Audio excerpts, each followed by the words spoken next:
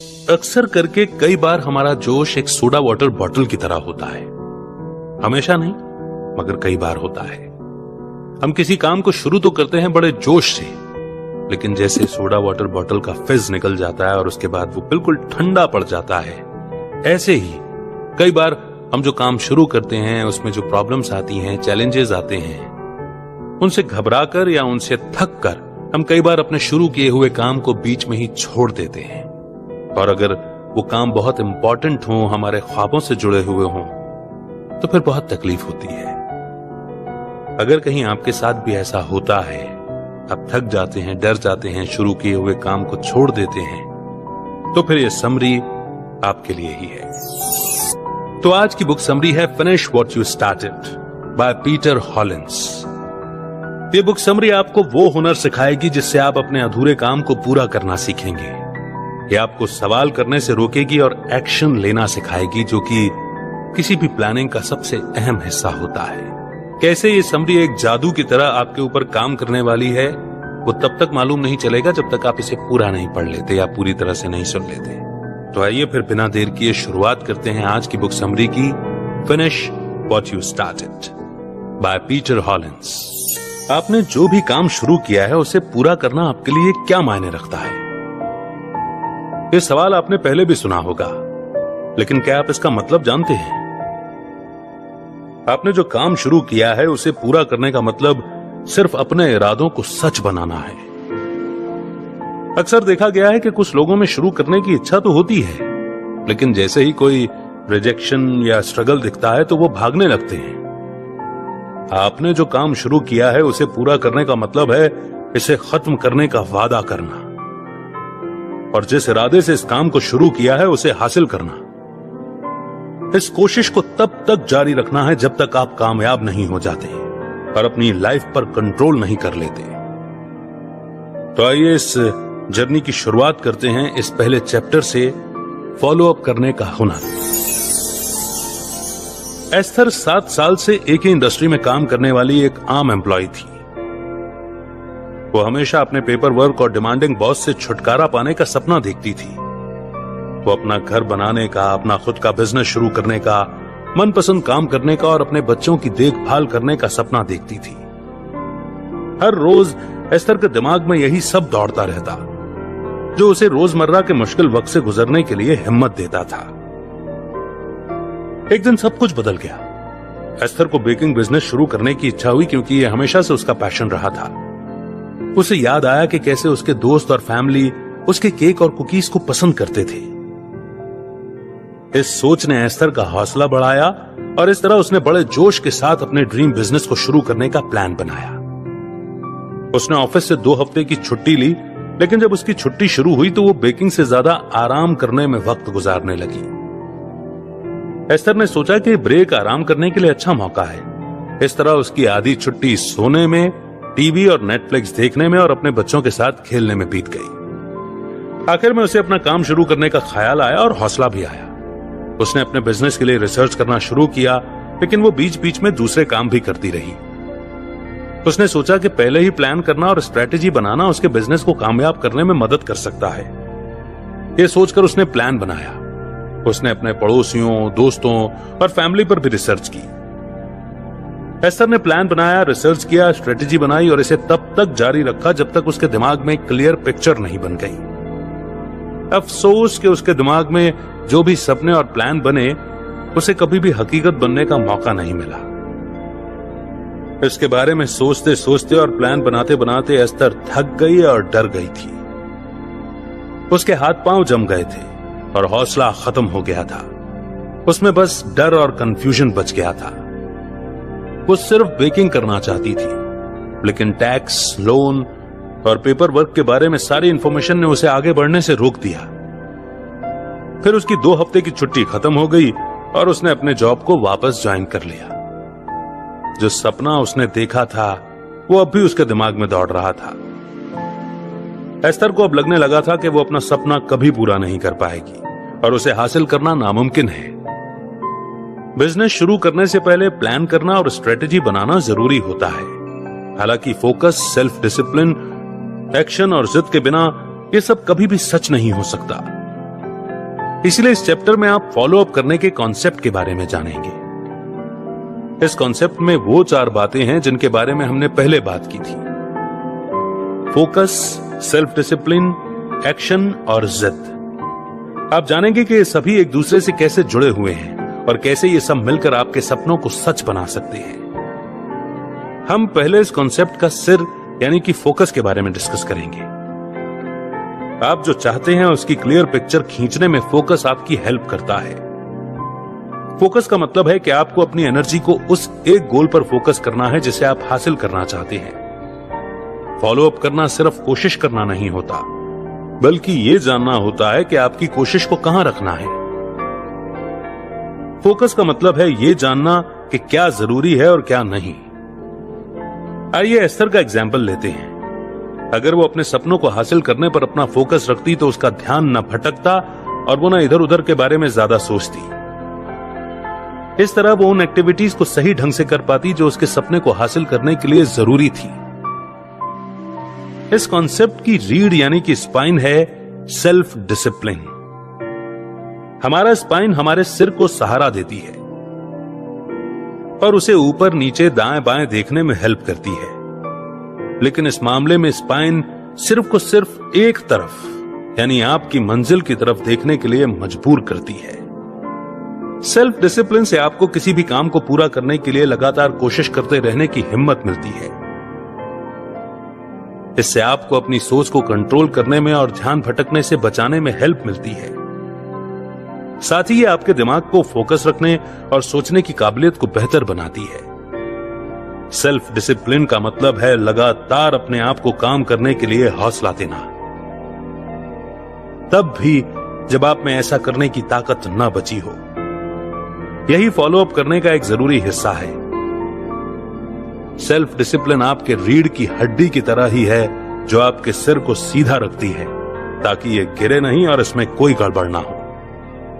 अब बारी है हाथ और पैर की, जो कि है एक्शन। फॉलो अप करना सिर्फ फोकस और सेल्फ डिसिप्लिन रखना नहीं है, बल्कि अपने इरादों को एक्शन में बदलना भी इसका जरूरी हिस्सा है। इसका मतलब है कि आपके लिए पॉइंट ए से पॉइंट बी तक पहुंचना जरूरी है। अगर आप हिलेंगे नहीं और सिर्फ पॉइंट ए पर ही रुके रहेंगे तो आप कभी भी अपनी मंजिल की तरफ आगे नहीं बढ़ पाएंगे। इस कॉन्सेप्ट का एक ही पार्ट ऐसा है जो आपको आंखों से दिखाई देता है, और वो है एक्शन। इसे हम देख सकते हैं और नाप भी सकते हैं। एक्शन लेना आपके प्लान का एक जरूरी हिस्सा है, जिसके बगैर आप कुछ भी हासिल नहीं कर सकते। इसके बिना कोई भी आइडिया, इरादे और प्लानिंग पूरी नहीं हो पाती। एक्शन न हो तो इन सब का कोई वजूद नहीं बचता है। चौथा और आखिरी हिस्सा है इसका दिल, जो कि है जिद यानी कि परसिस्टेंस। यहां जिद का मतलब है अपनी मंजिल को अपनी नजरों के सामने टिकाए रखना। इससे कोई फर्क नहीं पड़ता कि एक्सटर्नल फैक्टर या इंटरनल फैक्टर आपका साथ देते हैं या नहीं। अपने गोल को जिंदा रखने के लिए आपकी खुद की जिद ही काफी है। इससे आपको सभी चैलेंजेस और मुश्किलों को झेलने की ताकत मिलती है। कहते हैं कि एक कामयाब सफर की शुरुआत के लिए आपको बस एक कदम बढ़ाने की जरूरत होती है, लेकिन ज्यादातर लोगों को यह एहसास नहीं होता कि आगे के कदम भी बहुत जरूरी होते हैं। कामयाब होने के लिए सिर्फ शुरुआत करना ही काफी नहीं, आपको इसे फॉलो अप भी करना होगा। नेक्स्ट चैप्टर है एक मैनिफेस्टो बनाइए। इस सफर को यूं मानिए जैसे आप अपनी कार में किसी ऐसी जगह जा रहे हैं जहां आप पहले कभी नहीं गए। आप वहां भले ही कभी नहीं गए हों, लेकिन ये एक ऐसी जगह है जहां पहुंचने का आपने सपना देखा है। आप नहीं जानते कि वहां कैसे पहुंचना है, इसलिए आपने गाइड के लिए एक मैप का इस्तेमाल किया, जिससे आपको डायरेक्शन मिले कि किस ओर जाना है। ऐसे सफर पर कायम रहना काफी मुश्किल होता है, खासकर तब जब आपके रास्ते में तकलीफें आती हैं। आपको यह तय करना है कि क्या आप इस सफर को आगे बढ़ाना चाहते हैं या फिर हार मानना चाहते हैं।